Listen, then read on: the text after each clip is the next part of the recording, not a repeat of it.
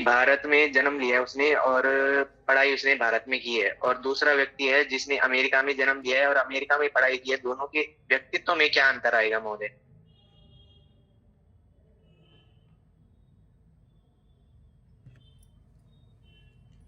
Hello. दोनों का कैसा वातावरण मिला है उस पर डिपेंड करता है। जी, उनकी संस्कृति, दर्शन एवं सामाजिक दृष्टिकोण में भी अंतर आएगा महोदय। जी जी जी। जी, तो मैं आप सबसे अपनी पीपीटी शेयर कर देता हूँ।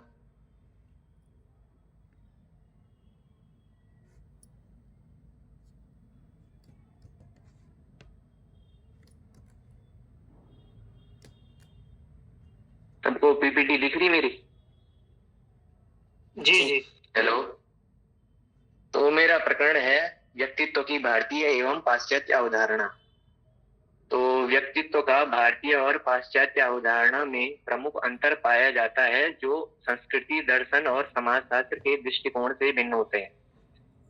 भारतीय अवधारणा में व्यक्तित्व का जो है आत्मा और मोक्ष को प्रमुख माना जाता है। तो पहले इसको भारतीय अवधारणा से हम जानेंगे।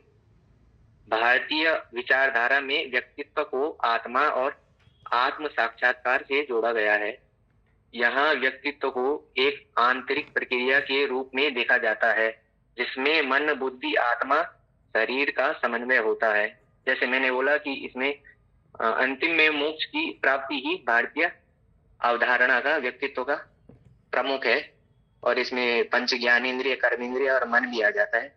भारतीय दर्शन में विशेषकर वेदांत और योग आत्मा को शाश्वत और अद्वितीय माना जाता है, और व्यक्तित्व का अंतिम उद्देश्य आत्मज्ञान प्राप्त करना है।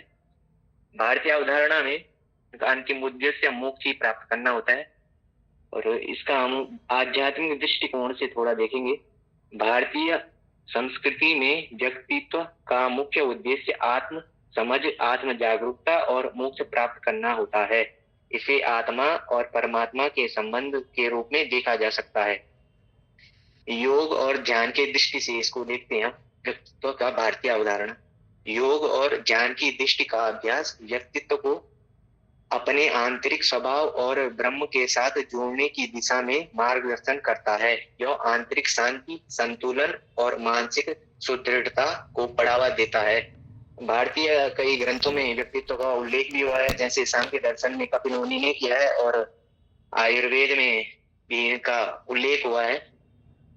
धार्मिक और नैतिक मूल्यों से इसको हम देखते हैं। भारतीय समाज में व्यक्तित्व के निर्माण में धर्म, कर्तव्य और नैतिकता का महत्वपूर्ण स्थान है। व्यक्तित्व को व्यक्ति को एक आदर्श नागरिक, परिवार के सदस्य और समाज का सक्रिय हिस्सा बनने की शिक्षा दी जाती है।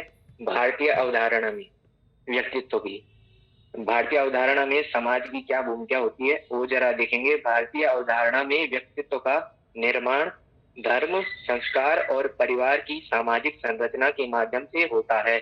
यहाँ व्यक्तित्व का उद्देश्य समाज के साथ सामंजस्य स्थापित करने का होता है। अब इसकी पाश्चात्य अवधारणा में व्यक्तित्व को हम देखेंगे। पाश्चात्य अवधारणा में की दृष्टिकोण में व्यक्तित्व को एक सामाजिक और मानसिक संरचना के रूप में देखा जाता है, जिसमें विभिन्न जैविक, मनोवैज्ञानिकों और सामाजिक घटकों से जुड़े हैं। यहाँ व्यक्तित्व का अध्ययन व्यक्तिगत स्वभाव, आदतें, विचार, भावनाएं एवं सामाजिक व्यवहार के आधार पर होता है। कई मनोवैज्ञानिकों ने इसका उल्लेख किया है, जिसमें क्रेसमर ने शरीर रचना में किया है, और युंग मनोवैज्ञानिक हुए, उन्होंने मनोवैज्ञानिकों के गुणों में किया है, और थॉर्नडाइक ने चिंतन के आधार पर किया है। मनोवैज्ञानिक दृष्टिकोण से पाश्चात्य की अवधारणा आप देखेंगे। पाश्चात्य मनोविज्ञान में व्यक्तित्व को एक व्यक्ति के स्थायी और विशिष्ट गुणों के रूप में देखा जाता है, जो इसके अनुभवों, मानसिक स्थितियों और शारीरिक प्रतिक्रियाओं से प्रभावित होते हैं।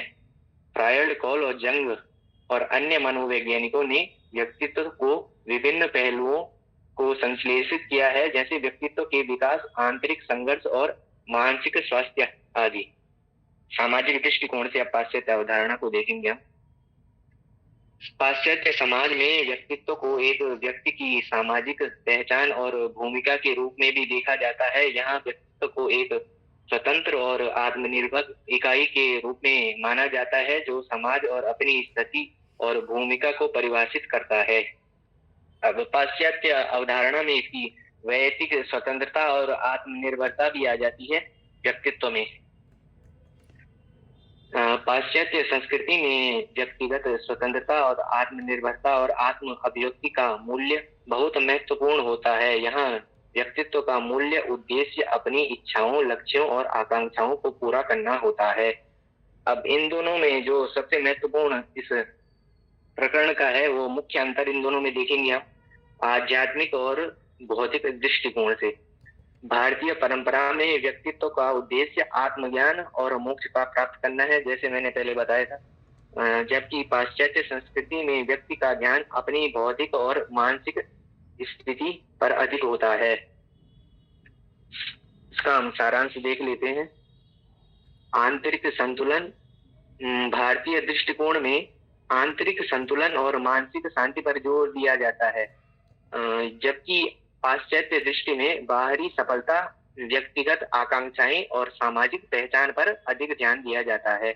और भारतीय और पाश्चात्य दृष्टिकोण में व्यक्तित्व की अवधारणा में मूलभूत अंतर यह है कि भारतीय सोच आध्यात्मिक और आंतरिक विकास की ओर उन्मुख होती है, जबकि पाश्चात्य दृष्टिकोण व्यक्ति की बौद्धिक, मानसिक और व्यक्तिगत सफलता पर अधिक केंद्रित होती है। दोनों के दृष्टिकोण में व्यक्तित्व का महत्वपूर्ण योगदान है, लेकिन उनके दृष्टिकोण और उद्देश्य में बहुत अंतर पाया जाता है। धन्यवाद महोदय।